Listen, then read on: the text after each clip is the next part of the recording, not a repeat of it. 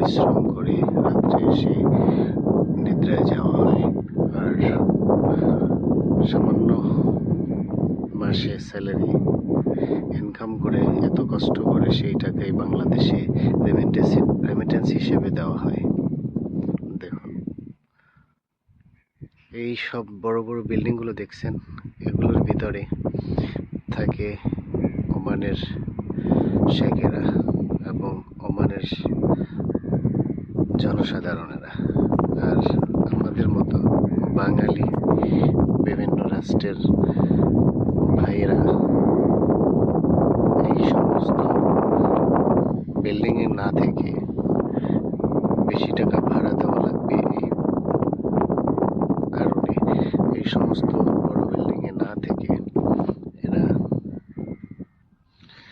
থাকতেছে ওই যে দেখতেছেন পাশে ছোট্ট ছোট্ট বক্স, এই বক্স প্লাইয়ের রুম, এগুলো প্লাই দিয়ে বানানো হয়। এই সমস্ত প্লাইয়ের রুমেই থাকে, সারা মাস পয়সা ইনকাম করে, সেই পয়সা বাংলাদেশের রেমিটেন্স হিসাবে পাঠাতে হয়। ধন্যবাদ।